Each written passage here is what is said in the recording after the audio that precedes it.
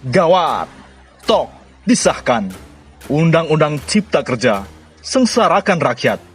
Jenderal Gatot, AHY, mahasiswa, dan rakyat siap melawan. Siap melawan Kapolri, Luhut, dan juga Jokowi.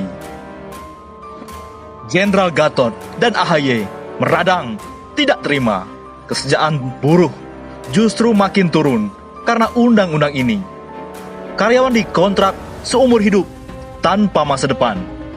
Karyawan outsourcing tanpa masa depan. Upah murah, waktu kerja tidak beraturan. Hak cuti perempuan seperti melahirkan dipotong.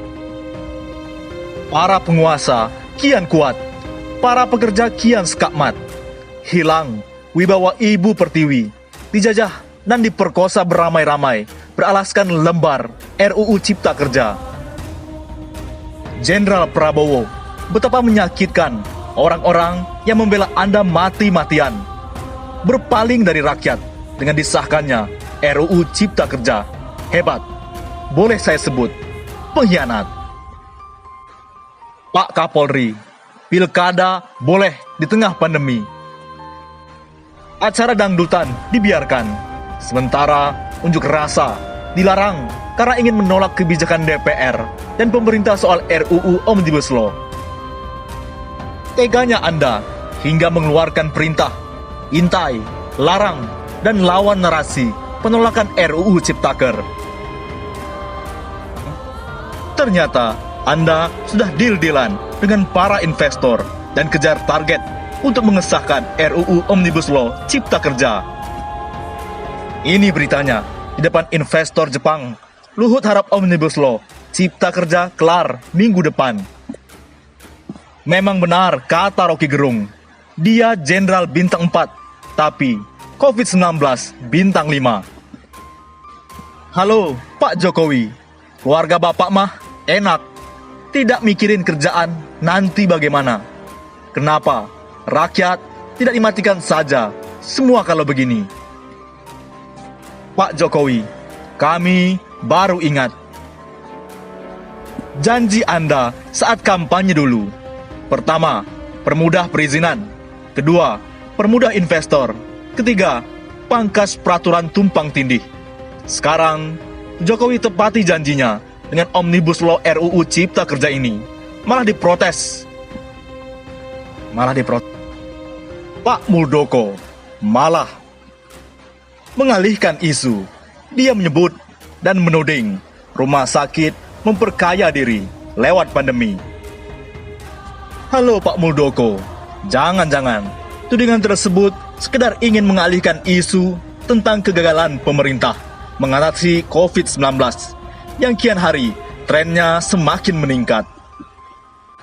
Mari kita mulai pembahasan video ini dari perjuangan Gatot mendukung buruh mogok nasional.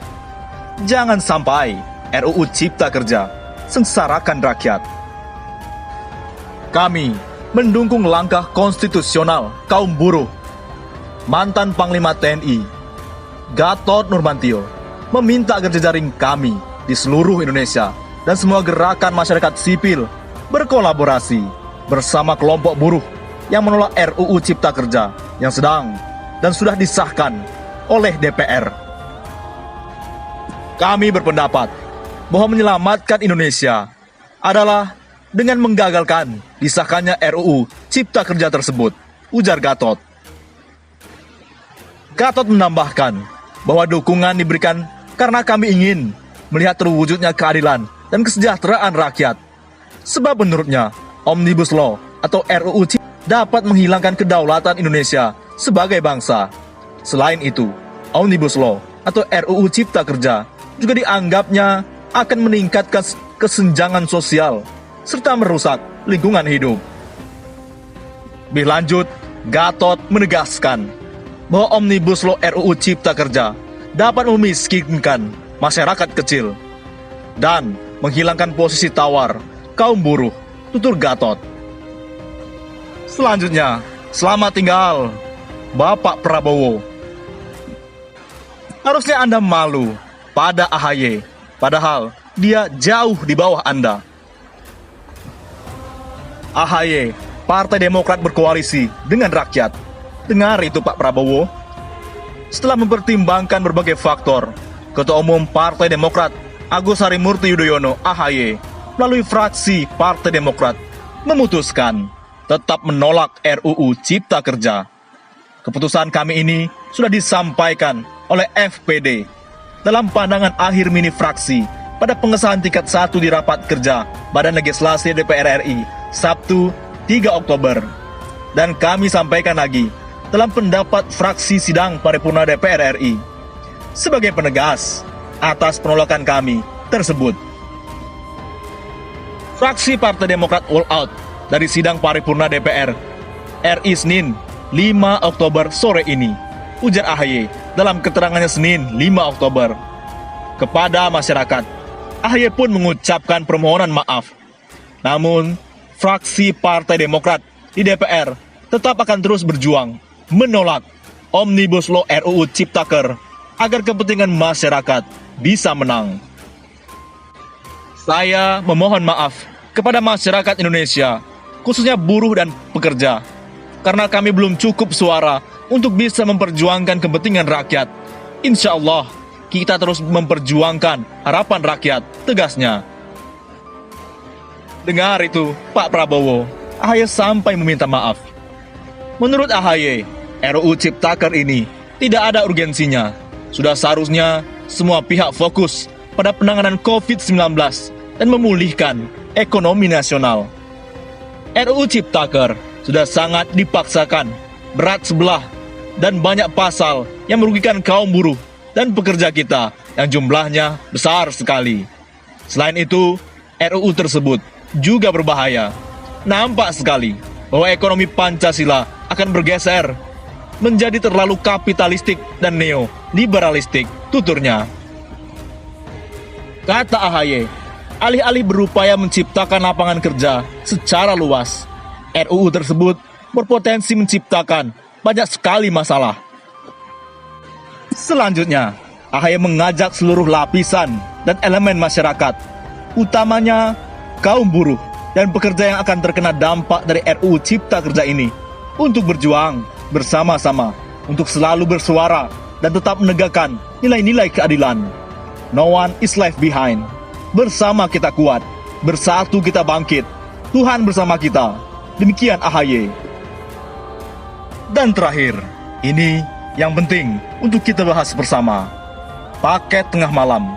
Dulu Pilpres, sekarang RUU Omnibus Law. Paket tengah malam. Pasti kita belum lupa ketika bulan Mei tahun lalu, tepatnya 21 Mei 2019 dini hari. Hanya berselang 1,5 jam selepas tengah malam, KPU mengumumkan hasil perhitungan suara Pilpres. Sebuah pengumuman yang tidak umum, tidak lumrah. Namanya pengumuman, semestinya saat prime time, agar rakyat tahu. Kita kemudian juga tahu betapapun besarnya massa yang berupaya menolak hasil Pilpres yang beraroma kecurangan. 9 nyawa, termasuk 3 remaja di bawah umur, bahkan sampai dibawa ke MK sekalipun. Tetap, hasil tengah malam itu tak bisa diganggu-gugat. Episode kelam berikutnya adalah ketika revisi Undang-Undang KPK disahkan. Demonstrasi besar-besaran, mahasiswa sampai siswa SMK, hanya menghasilkan korban-korban berjatuhan, darah, bahkan nyawa dipertaruhkan. RUU itu tetap disahkan, dan kita lihat hasilnya sekarang. KPK mandul. Ketuanya bergaya hidup mewah, naik helikopter, hanya diberi sanksi peringatan saja, karena dianggap pelanggaran etik ringan. Kini, RUU Sapu Jagat atau Omnibus Law, undang-undang yang mencakup berbagai topik, hukum untuk semua tampaknya, akan jadi episode gelap gurita berikutnya. Seperti kata Rocky Gerung, itu semua sudah satu paket. Hasil Pilpres yang diumumkan tengah malam, kemenangan di MK, KPK yang dikebiri. Terakhir, paket itu akan paripurna dengan Undang-Undang Omnibus Law. Rakyat sebagai pekerja, lingkungan dan sumber daya, semua akan dikorbankan demi investasi. Please, invest to my country. Saya akan permudah semuanya untuk kalian, dear investor. Jelas, Undang-Undang Omnibus Law ini syarat titipan, kepentingan cukong. Kata Rocky, jangan-jangan draft RUU yang terdiri dari ratusan halaman, ribuan pasal itu malah sudah disiapkan sebelumnya oleh pihak-pihak yang punya kepentingan. Betapa tidak, 1 Oktober 2019, anggota DPR yang baru, periode 2019-2024, dilantik. 20 Oktober 2019, Presiden dan Wapres terpilih dilantik. 23 Oktober 2019, Kabinet baru dilantik. Tiba-tiba, akhir Oktober 2019, draft RUU Omnibus Law sudah siap. Dan kurang dari setahun, Oktober 2020, akan disahkan. Hebat sekali DPR kali ini. Sebuah RUU paling kompleks, paling banyak pasalnya, bisa beres hanya dalam hitungan bulan. 11 bulan, di mana 7 bulan diantaranya di tengah masa pandemi, di mana persidangan tidak efektif. Mahfud MD meminta masyarakat tidak pesimis menghadapi UU Omnibus Law. Kalau tak setuju, ya digugat saja ke MK. Ajukan judicial review. Bukankah rakyat sudah memilih wakilnya di DPR, dan wakil rakyat sudah memutuskan? Mahfud, kok kayak baru kemarin tinggal di Indonesia? Memangnya MK itu digawangi para malaikat yang tidak goyah oleh apapun? Memangnya para hakim MK orang yang idealis, hanya berpihak pada kebenaran dan kepentingan rakyat? Dan siapa yang masih percaya anggota DPR yang mengesahkan pasal-pasal Omnibus Law itu adalah wakil rakyat? Tidak, sekali-sekali tidak. Mereka hanyalah wakil partai. Prof. Emput, rakyat bukan lagi pesimis, tapi sudah putus asa. Akan ada saatnya batas kesabaran rakyat bakal jebol. Belajarlah dari sejarah berbagai bangsa di dunia, dari masa ke masa, di mana amarah rakyat yang meluap tak terbendung. Kepada siapa kami, rakyat pemilih sah negeri ini, akan berharap diperjuangkan nasibnya? Bahkan, yang mengaku tetap akan jadi oposisi di parlemen, meskipun di eksekutif berkoalisi dengan pemerintah. Faktanya, ya, hanya bak kerbau dicocok hidungnya, mengiyakan saja, tidak ada penolakan sejak awal. Yang katanya akan berstrategi memperbaiki dari dalam, faktanya tak ada upaya untuk memperbaiki sama sekali. Rakyat yang 1,5 tahun lalu berduyun-duyun datang ke TPS, memberikan mandat, menitipkan amanat, kini nasibnya seperti sepah, dibuang, sudah tidak dibutuhkan lagi. 700 petugas penyelenggara pemilu yang mengorbankan nyawanya seakan tak ada harganya. Sebab percuma saja ada pemilu kalau amanat rakyat tak didengar, perintah partai yang dijalankan. Nanti jelang 2024, tinggal dirayu dengan paket sembako dan amplop berisi uang tak seberapa. Dan presiden berikutnya yang bisa jadi sudah disiapkan gilirannya, buah dari penghambaan di periode ini, akan melanjutkan.